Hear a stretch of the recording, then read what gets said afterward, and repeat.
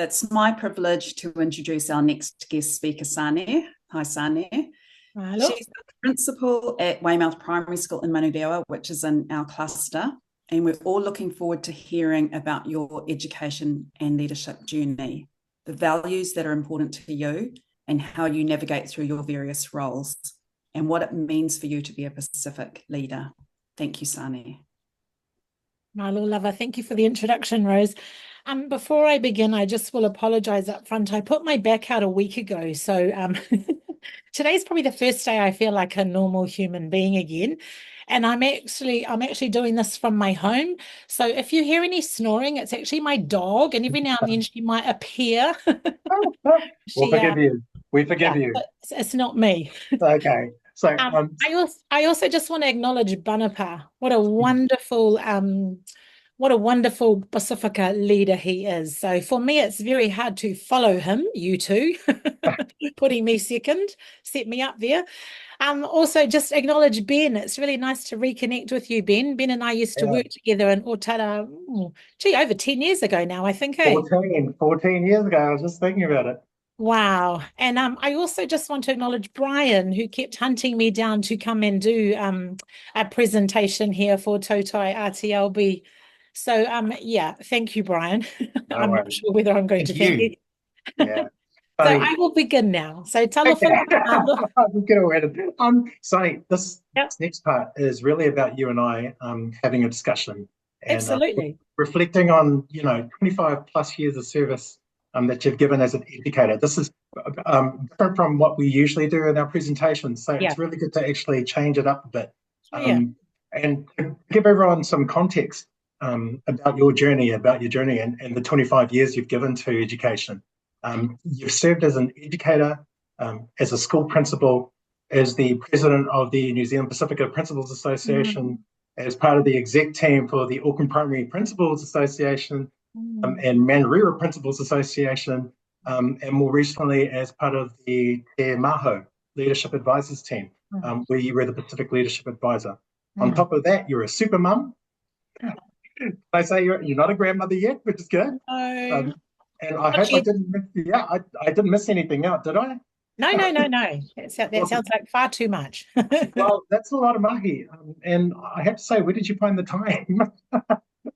I don't know. I guess when you're thinking about leadership, it's really important whatever you need to bring into your school, you have a clear understanding of what's going on across the bigger landscape. Because it's not just Awesome. about your school. You need to know all the parts, you need to know the bigger picture stuff. So yeah, you kind of Awesome. just find time. But yeah, my kids Okay. are adults now, so Okay, I have Sunny, a I bit know more I've time. rattled on, but tell us a little bit about yourself and your family and your whakapapa. Cool. So I will now begin with my introduction. And Sorry. Ben, make sure you stick to the questions because that's how I Okay. write my notes down. Yeah, so talofa lava malole soifu manawea tēnā koutou katoa. I can't see any of you, but it is lovely to be here today and just to share a little bit about my journey in leadership. So I am Samoan, Tongan, and German. And it's really interesting. My father is Tongan German, but he was actually born in Samoa. So a bit of a slightly different lens there. I guess I feel so privileged to live here in Aotearoa. My parents, like I guess many of their generations, came to New Zealand just for a better life and future for the next generations. And when you visit the islands, it's really hard to understand why they would leave such a beautiful place. But I Mm, guess the opportunities available for career options are probably more so here in New Zealand. My mum and dad, they came here, they met. I don't know if any of you on the Zoom know the Orange Hall in where is it? Newmarket, or no, not Newmarket, K Road. The Orange Hall in K Road was many years ago, was where all the Pacifica people went and they met, and it was a dance. They went there for dances every Friday and Saturday night. mm. That's where my mum and dad met. Fell in love, and I had 7 children. So I've got 5 sisters and 1 brother. We were raised Catholic and only spoke English because at that time my parents thought that that was the best that was what was best for us because we were living here in New Zealand and everybody spoke English.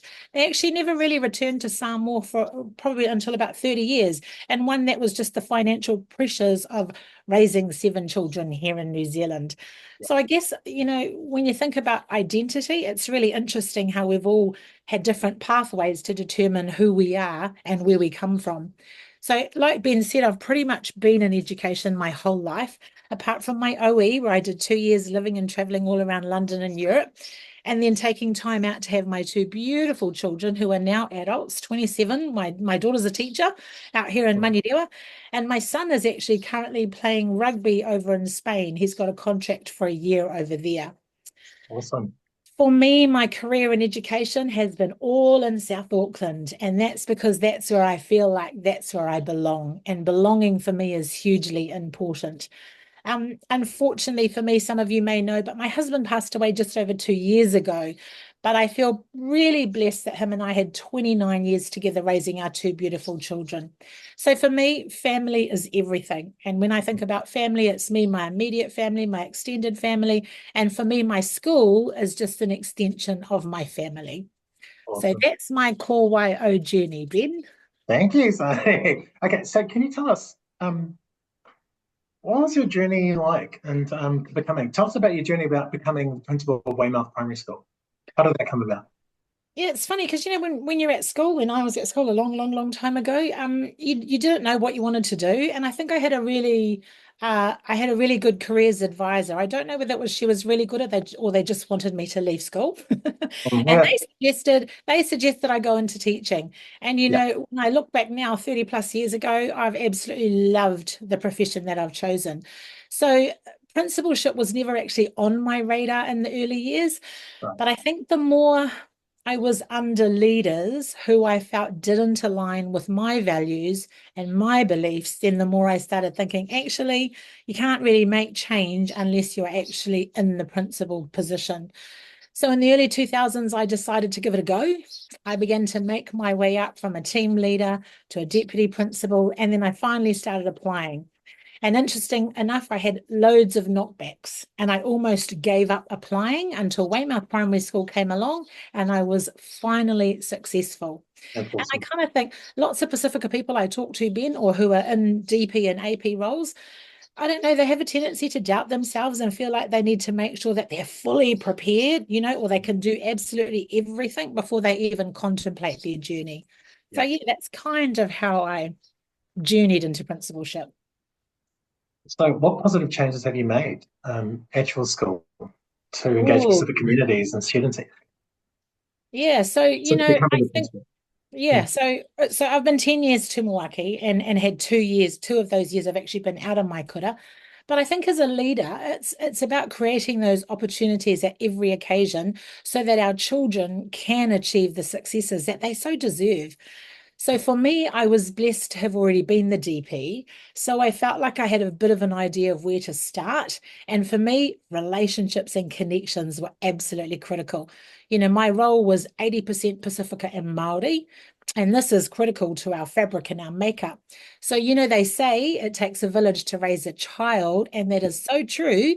And I needed our Weymouth Primary School village on board if our children were going to achieve the successes that they so deserve. There's a saying, ole ala ele pule ole tautua. So the pathway to leadership is through service. And I truly believe in this, and this is how I lead. So I might be the principal, but it's my job to serve and to serve alongside my staff for the benefit of our children and our community. But most importantly, it's about bringing everyone along the journey. So I guess my starting point was building a strong school culture. That was probably what I thought was most important.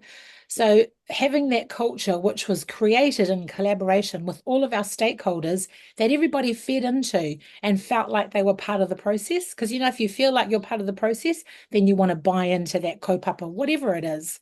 Yeah. I think when I think of other positive changes, I look at the environment at our school, and that's hugely important. So our school looked a little bit like a prison a few years back. You know, had that ugly green fence with the pointy, spiky things where it felt like you weren't welcome.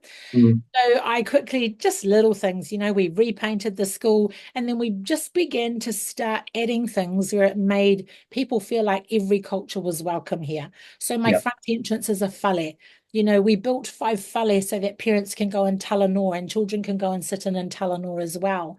We created that entranceway where everybody felt like they wanted to come into our kura.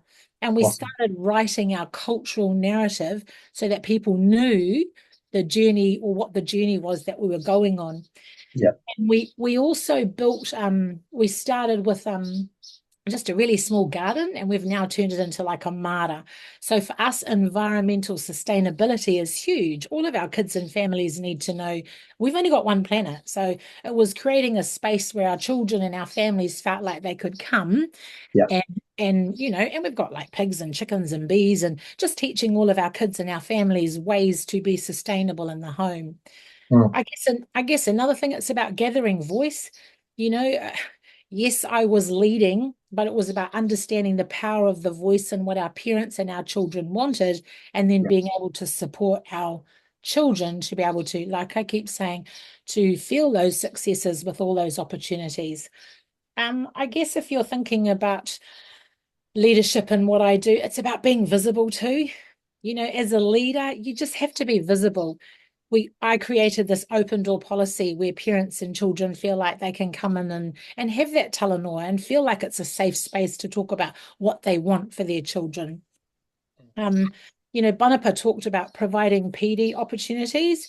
And I think for me, that's looking at a little bit of what the Western world has to offer, but marrying it with that Pacifica world. So we've created some fantastic tools now, like we've got tapasa and there's Tautai ako. You know, those are supporting our teachers with those competencies that they need in order for our children to succeed. Yeah. I guess for me also, collaboration and communication. Doesn't matter what culture you are, but these are also keys to success. Like I said, people want to feel part of the system. They don't want to have things done to them. And then for me, the power of positivity. I don't know, lots of people, if you know me, I walk around all day with a great big smile on my face because I just think a smile is so infectious, and it can help people if you're having a stressful day. Because, you know, let's face it, teaching is a little bit hard these days. It's not an easy job. No, it's not. You know, you talked about what works for Pacifica and Māori.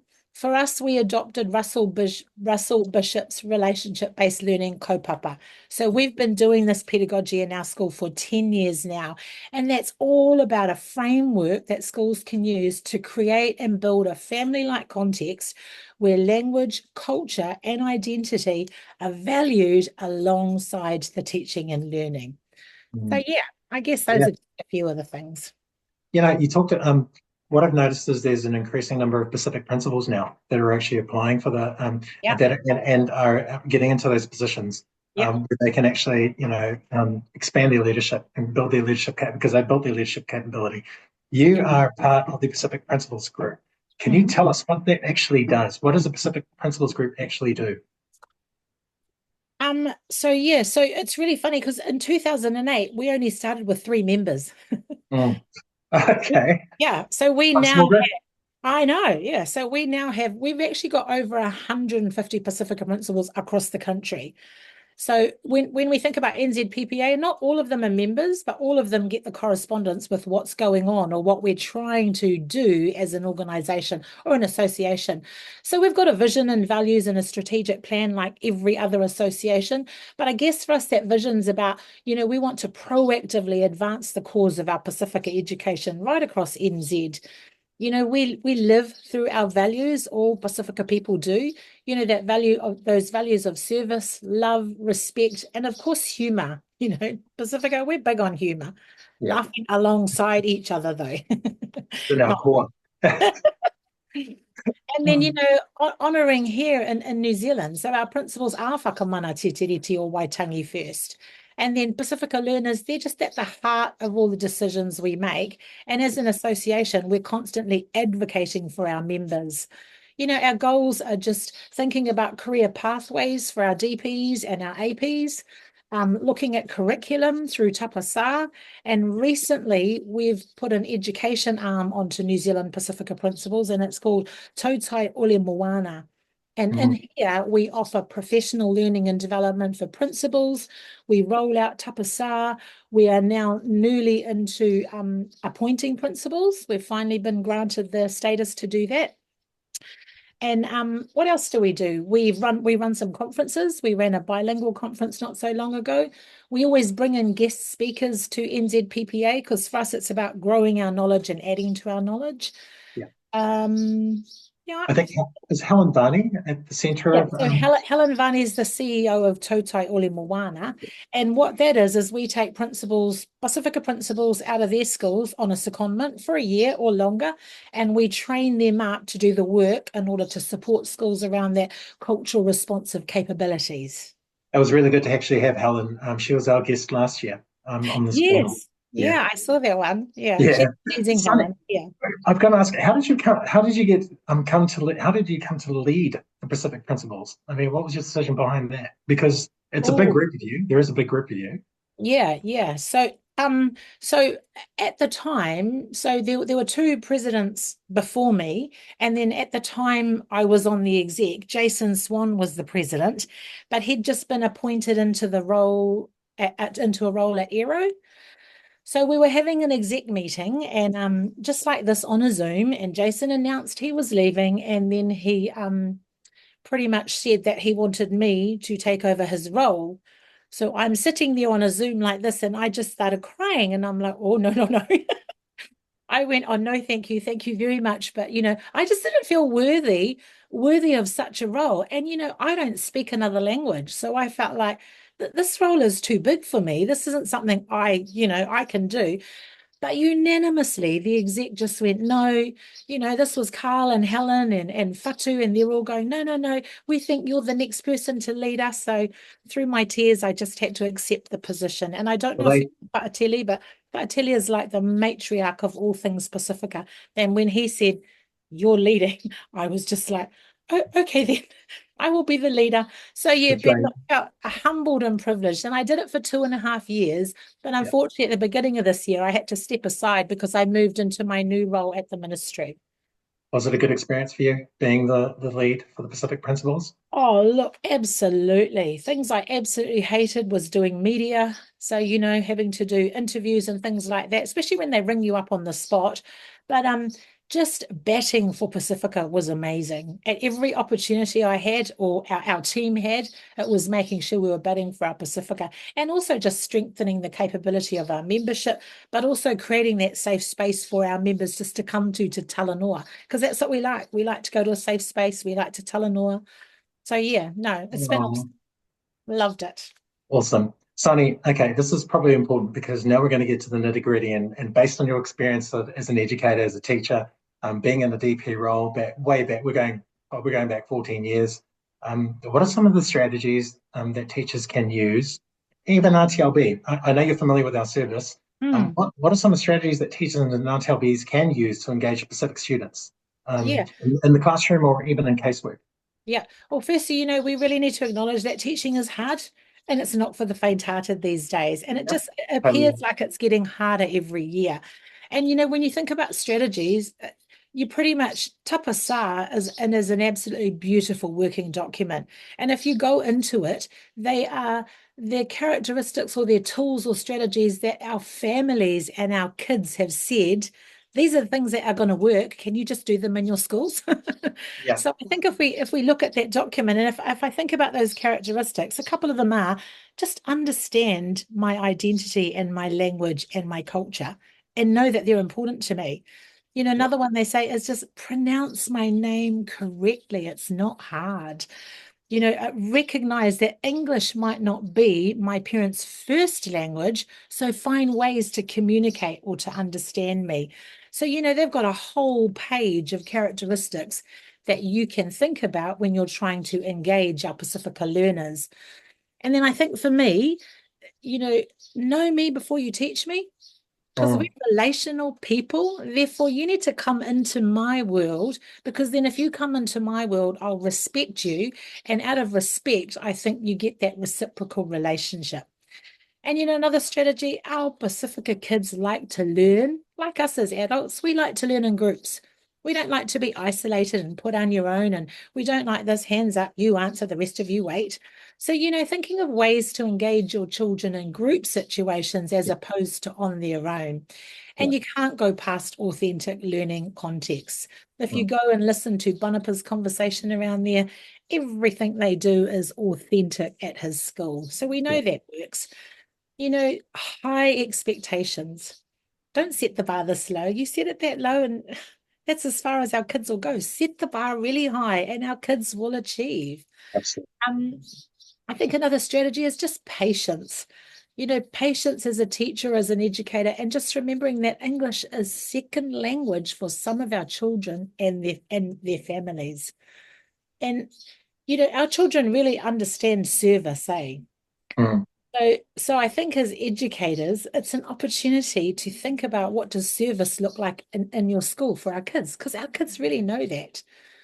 I think another one is just value each child for what they bring to the classroom. We're all different. Not all Samoans are the same, or Tongans, so don't assume. Some of our Samoans, they're born in Samoa. Some of them were born here. Some of them speak Samoan. Some of them don't. So get to know all of your kids so that you can learn alongside them. And then I think about church plays such a huge part in the roles of Pacifica families. So look at it as a I don't know, as a taonga, not a deficit thing. And then I think about cultural responsive teaching and what does that look like? So when you think about strategies, so if culture looks like knowledge, values, traditions, beliefs, capabilities, the social and political relationships, whānau, motivation, how we think and perceive and act and communicate. And then if we think about being responsive, then that's about listening and responding and noticing and recognizing and adapting and just being aware of others and then modifying instructional awareness with those effective teaching strategies in order to respond to a child's needs. And then that, to me, equals cultural responsive teaching. Absolutely. Yeah. I think it was interesting to hear Panapa actually say that, when he first began the role as principal in Flatbush, that it was actually quite a journey for him. It was a very tough journey because he had to get teachers on board. And what he saw was happening in the classroom was there was a disconnect in that connection. And it took time for him to make those connections. It actually took time for him to work with his teachers. And it does take a lot of time to work with your teachers to get that collective vision going. And if you don't have your teachers on board, you're going to be struggling with your team. You're going to be struggling with your teachers. You're going to be struggling with your leadership. What do you think teachers in RTLB can do better to engage with our Pacific families? Again, Venice, it's not rocket science stuff, hey? It's just building those relationships. You've got to also remember that for some of our families, school, they didn't have the best experience of school. So you need to think about ways you can build that relationship. And it could be, just those really tiny things. When a child comes into your classroom, if you know their culture, a simple greeting in their language. If they're Samoan, if they're Tongan, malolele, uta, lofalava. And then the parents will look at you, oh, wow, they know me, they know my culture. So that's huge. That's just one simple thing that teachers and all educators can do with all the different cultures. But in order to do that, you need to get to know your kids first so that you know the cultures that they are bringing into your classroom. Totally. I think trust is huge. Trust is huge for Pacifica people. If they feel that they trust you, then they're going to come into your classroom and they're going to feel like they're part of your journey that you're taking their child on. So thinking of ways that you can, just in all those daily interactions again that I talk about, you can't go past valuing the language and the culture and the identity that they bring and then seek to understand so that you can work alongside them. Respect, again, it's vital. We want reciprocity. So if we respect, we're going to get reciprocity. And again, we know church is a big part of our Pacifica families. And sometimes this means that kids have many commitments outside of school. So when we understand those commitments, then we understand the pressures and we know where we can support in the school. So instead of doing the blame, deficit, we turn it into a positive and agentic instead. Really great. Yeah, and service is big for our people, for our Pacifica families. So understanding that our children and families, they've got roles outside of school. So as you're building those relationships, know these things and build them like collaboratively and respectfully. And listen. We're not sometimes good listeners. Listen to understand. Listen to understand our people. Yeah. And just understanding we're all so different. Pacifica peoples, we're all different, we're all unique. So we're all going to bring something different into your classroom or into the spaces we're working in. So, yeah. And, Talanoa Ako, we know Talanoa Ako is out there, and it's a fantastic parenting program that works in schools. We've had 40 of our families go through so far. So, yeah, it's an amazing way. Most of them know about the Action Plan for Pacific Education in the Taupasa. Talanoa Ako is actually, I'm not too sure, is that part of the ministry document or is that part of the Ministry of Social Development? Because there's a bit of... it's Ministry of Education, and it's really interesting because... not many schools know about that. No, they don't. But also the ministry is going through a whole restructure. I'm not sure if you know about, but a lot of Pacifica initiatives have been parked. So we're actually waiting to go to a meeting next week to see if Talanoa Ako has survived the wrath of all the things that they've kicked out in the ministry. So it's a huge thing going on right now at the ministry. And talking about the ministry, you were seconded to work with Te Maho team. Right. You're the Pacific Leadership Advisor. Can you tell us, what does that actually do? Because I'm not too sure what a Pacific Leadership Advisor actually does and what your work entails. Yeah. So can you share a bit about that? Yeah. So my role is to work alongside our Pacifica principals in schools, and I work across Auckland, and I also work in schools that have high numbers of Pacifica learners. And our roles is supporting in the leadership space. So leadership space around culturally responsive practices, leading. So that's kind of where we are, not doing things like what an education advisor would do in the ministry. There's actually 16 of us. So this service started a year ago, and it sort of came out of, I'm not sure if you remember the Tomorrow Schools Review. So what came out of that was principals wanted some sort of hubs that they could go to get support in the leadership space. So this was kind of Iona Holstead's sort of way of giving principals kind of something what they wanted. So it's leadership advisors, 16 of us right across the country. We're all on a secondment. So we come out of our schools, we do either a year or 2 years maximum, and then we go back into our schools. So it's really cool because your knowledge is current. So, you've just come out, what's going on in the sector. So yeah, that's kind of the big guts of it. How were you selected for the role? I applied. Oh, okay. Yep. So like all the leadership advisor roles across the country, I also applied for this role. And fortunately, I was successful. And I just did the 1 year though.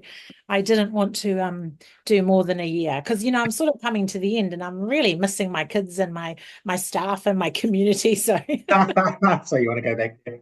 Yeah, absolutely. So it's a by principal, for principals. It's responsible to each principal because all the needs are slightly different. So you do slightly different things in each school that you work in. But mainly, I'm advocating for Pacifica at every opportunity. Awesome. And look, so you've just shared about how you got the role, but what have you learned from this role this year? What have you actually learned from it? Oh, again, you've really got to fight for all things Pacifica. Yeah, okay.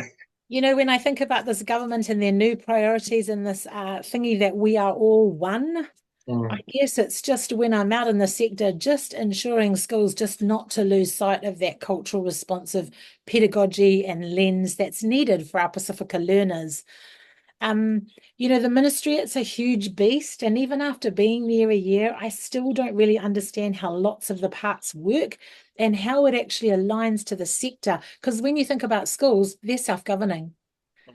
So schools are self-governing. And when you look across Auckland, it's so noticeable because everybody kind of does different things. Lots of schools do localized curriculums. Lots of schools do culture. Lots of schools don't.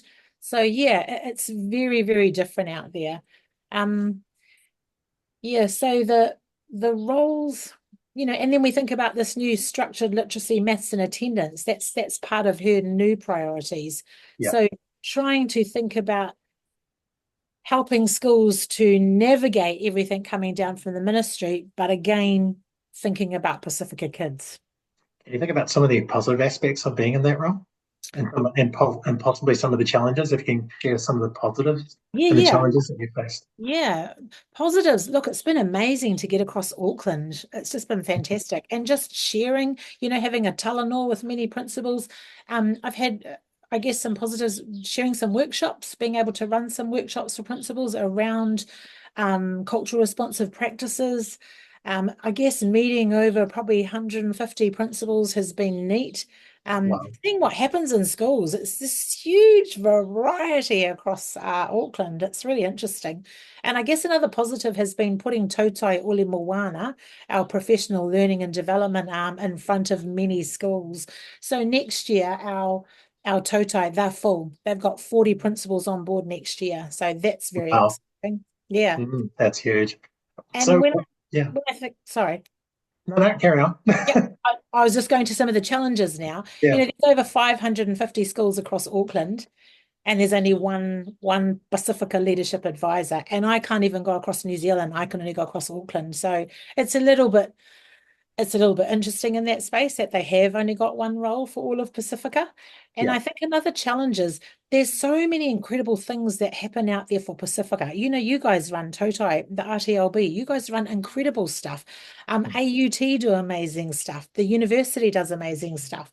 There are so many amazing things, but there's no one dedicated team in the ministry where you can go to find out all of this stuff so that when I'm out in the sector. So I guess a challenge has been trying to find all of these amazing things and share them with the schools so that they can tap into them and use them to support their Pacifica learners in their schools.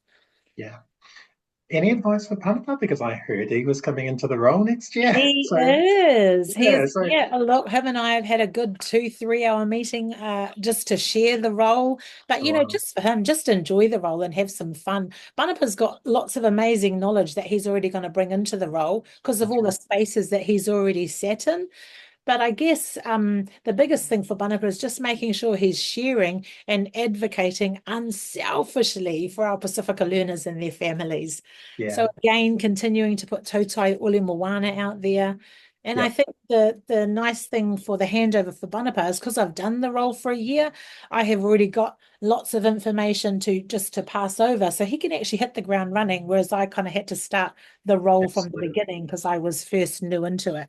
So yes, a good handover so we can get straight into it. And I think he'll appreciate that because you've set the scene, you've set the tone. So and with his amazing expertise, I think he'll do a wonderful job. So, he will. He will be amazing. Being in this role, as the lead advisory, Pacific advisor, how are you going to bring this back to your school as a principal? What are some of the changes do you think you could make after being in this role and learning about this role and doing this role for a year now? Yeah. Would there be any changes that you'd like to make for your school? I don't know, probably not too many. I think I was just talking to my leadership team the other day and they were like, when you come back, can you just change one thing at a time? Because they're thinking, I'm going to come back with all this knowledge I've gained from a year and just go, boom, we're going to do this, this, and that. But I'm like, no, I've got to allow time. So, this whole new curriculum has come out. We've got a literacy curriculum, got a maths curriculum. But, when I think about our school or my context, we've been doing progressions for a while now. So it'll be really just giving my staff time to think about it, to read, to reflect, and then just to determine for us when it comes to reading and writing and maths, with our progressions in the new curriculums, what are we going to stop? What are we going to keep and what are we going to start? So It's not about throwing all of that out. It's about actually, we've got this fantastic resource. Let's just think how we can build on it instead of starting again. Because I guess for me, out of Russell's book, it's about fidelity. So I've always kind of got that in the back of my mind when I'm thinking about anything we do. It's about the fidelity of how we do it and how we choose to do it as school. And then again, it must fit into the relationships first kaupapa. It can't be an add-on because when you keep adding on in a school, teachers are like overwhelmed. So again, time is going to be huge. And I guess one thing I have learnt, or I would like to do better, do you know, when we were in our schools, we're quite siloed. You know, you think as a principal, right, we're just going to do this, we're going to do this. And sometimes you forget to come up and breathe and go out and have a look across. Oh, So yeah. I've been across, I've seen some, some schools do transitions super duper well. So hooking up my people with those people so that we can do that. So instead of reinventing the wheel, let's start utilizing the incredible resource of principals and leadership teams that there are across, as opposed to, let's just do it all over again. Yeah. And then, I call them swans, those students with additional needs. Many of the special schools have closed, as you well know. So we've got your RTLB service, we've got many services out there, but I guess for me, it's going to be working alongside my Senko, because we've had many of our beautiful swans enroll. So it's trying to think of ways we can support our support staff and our teachers with those strategies, because it looks different for our swans, right? So we've got to think about how we're going to find ways to support them so that we eventually get to that universal design model, which we'd all love to have in our schools. So And it's probably safe to say, because you're in cluster 12 and there are amazing RTLB out there, that you're getting a lot of RTLB support. Absolutely. Yeah? I Am feel I right, blessed Brian to be in and cluster Rose? 12. Yeah. Okay. Hey, like some of the celebrations of being a principal then. You're going back, you've been a principal for a while now. What are some of the celebrations you have as being a principal? For me, Pacifica Principals is amazing. I love that space. I feel safe in that space. Sharing knowledge with some of those schools, especially schools that have struggling learners in this role, has been amazing. Just sharing workshops with some of our schools who are struggling too. I did some podcasts for the first time. I've never done those before. So, that was a celebration for me in this role. And just getting out there and meeting lots of principals and seeing lots of incredible things happening. Some interesting things happening, but lots of incredible stuff happens out there for their kids, for our children. So, celebrate just having a year out, because I also feel that all principals should take time out. You need to come up, you need to get out, whether it's a sabbatical, a secondment, a study award. You need to go out and see what else is out there, because then that's going to help you think about what you do in your own spaces. What about your barriers, and probably some of the barriers that you might face is that you have to be superhuman to do some of the things that you have to do.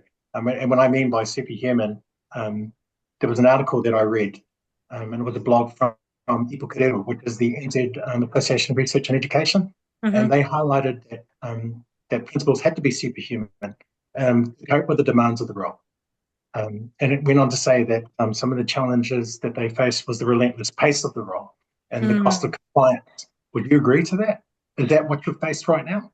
Oh, well, because I'm out of principalship this year, I actually have to say I kind of feel like I've got my life back a little bit. Because the challenge in principalship is it's 24/7. It's not something you can just shut down. It's like teaching. It's like your service. It's hard to shut down, because you are, at the end of the day, like in my context, I'm a U6, I've got 550 students, a staff of 60.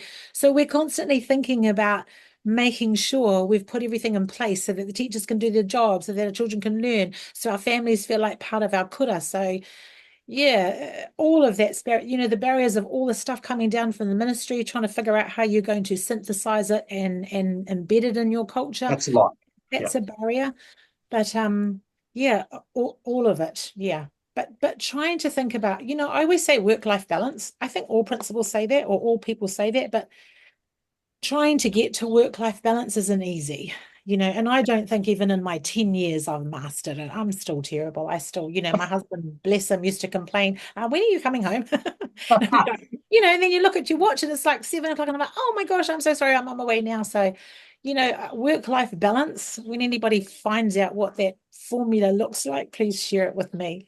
I've had a great year out this year. I've looked after my water, and I hope I can try and take some of that back next year when I go back into the role, because it's relentless. You're right. It's relentless. It is relentless.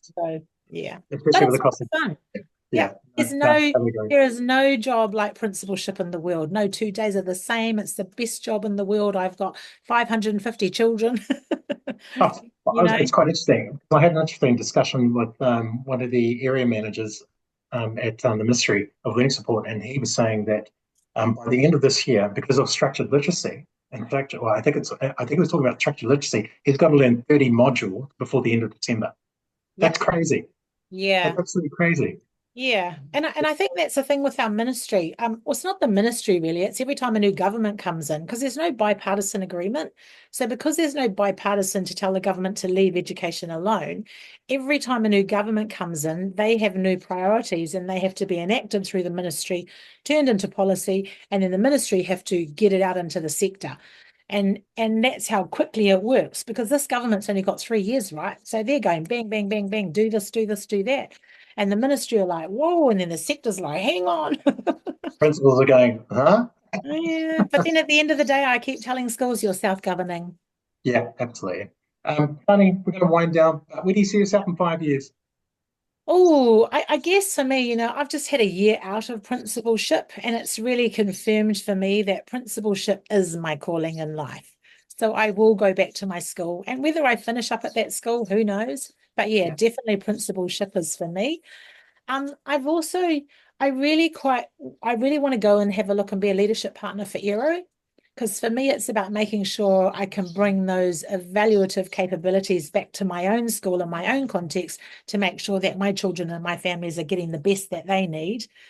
And I don't know, it's really funny, Ben, I never thought I'd do a doctorate, but the longer I've been in education and the more I think about what I do, I kind of feel like there might be a question in there somewhere. Oh, But you got to do what? that, yeah. Yeah, but if I win lotto, I'm out of here. Oh, gosh. I think that's what everyone says. Absolutely. Hey, what advice would you give to anyone considering a leadership role? Sorry, Saane, what sort of advice would you give to anyone considering a leadership role? My gosh, just go for it. Yeah. You've all got something to share. You've all got a journey to share. You'll learn stuff along the way, but if leadership is what you want to pursue, then go for it. Awesome. I guess what sort of advice would you then give to the RTLB service, knowing that that we can better accommodate our learners with additional needs? How can we improve on our service? Well, it's really funny. We're talking about Pacific engagement, well, probably, with not just Pacific students, but also non-Pacific students as well. Yeah, just keep doing what you're doing. I mean, that's where I hooked up with Brian when they ran that conference at where was it, Brian? At the Waipuna. Yeah, the Waipuna. And that was all around, supporting our neurodiverse learners. So just keep doing what you're doing and keep partnering with schools and keep finding those skills and strategies that work and just keep working alongside schools the way you do. Awesome. Thanks, Saane. The last one. This is a fun question. We've got to have a fun question here because it's been all serious. What's something you've learned that's actually you've learned recently that you found fascinating? What's something you've learned recently that you've actually found fascinating? Oh, something I've learned recently that I found fascinating. And if it's too hard a question, the other question you can answer is, what's the best vacation you've been on? Oh, well, actually, I just came back. I just had 2 weeks leave not long ago, and I went to Singapore, Vietnam, and Phuket. Oh, awesome. And it was amazing. I had 2 weeks of absolute. I'd never been to those countries. I'd never been to that side of the world before. Went with 14 of my family members, and it was incredible. Vietnam's cheap. Vietnam's beautiful. Hoi An was the most incredible city I'd seen. The people are beautiful. They're friendly. There were so many activities to do, and you could do them and not feel like you were breaking your bank's budget. Awesome. Definitely like that side of the world. Dana, we've actually got a question from our audience. So would you be okay to answer this question? Absolutely. It's from Viva. And they say, what should we do? What should we be doing as RTLB when working with Pacifica teachers? So RTLB engaging with Pacifica teachers, what should we be doing? Yep. Building a relationship, understanding what their needs are, what your needs are, respect and trust. Because you can't come in because again, remember I talked about when you go together with people, you bring them into wherever you're going. But if you just kind of come in and pretty much tell them how you're going to save the world, I don't think that's going to work. But if you come in with respect and trust and you build that relationship, then you're going to get reciprocity, and then you're going to be able to think about what it is you need to talanoa with them in a safe space in order for them to think about what needs to happen in their classroom for their learners. Okay. I've got this question to ask, and you don't need to answer it. Relationship, partnership, relationship versus partnership, or do you need both? Or are they both the same? I think they're kind of sort of similar, but relationships are all about how you come into the world of whoever it is you're working with. A partnership could be bigger. A partnership could be a partnership. I'm going to partner with a service. I'm going to partner with something else. But a relationship for me is critical in how you're going to work. Awesome. Saane, thank you so much. Thank you so much for your time too. And thank you so much for giving up your time to actually coming here and doing this. This is actually the first time we've done something like this. So, I'm sure it's going to be positive. I'm sure it's going to be positive feedback that we're going to get from our audience. And they really do appreciate you coming on this morning and sharing your mahi, sharing your experience. And 25 years is a long time, but I've done 28, so I'm okay with it. Yeah. I think I might be more than 25. I was just trying to calculate the other day, Ben. I think I'm probably 35 years. Oh, so we're I missing a decade. Because I thought 25, crikey, and then I kind of recalculated. Yeah. I think I've done more than 25. I think I think it's probably 35 because I'm nearly 60 now, so I've probably definitely done it. You're still like young and beautiful. Well, you just made my day. Thanks. I'm going to hand it over to Rose. She's going to say a formal thank you to you. And again, thank you for joining us this morning, Saane. It's been amazing. Thank you. Rose. Thank you, Ben. Whawhetai te lava, Saane. The Orange Room was very famous back in the day, and I think a lot of our Pacific parents met there. Absolutely. Thank you for sharing your personal story with us and the importance of your Pacific values, particularly family, service, relationships, and connections. Thank you for reminding us about the tapasa and the three turu. You are a very positive role model for us and always welcoming when we visit your school. And we look forward to hearing about your PhD. On behalf of us all here today, thank you for being the leader that you are and the leadership in our community and for being part of our Fono today. Awesome. Thanks, Saane. We're going to let you go. Okay. Thanks for coming in. Awesome. Thank you. Bye, everybody, and thank you.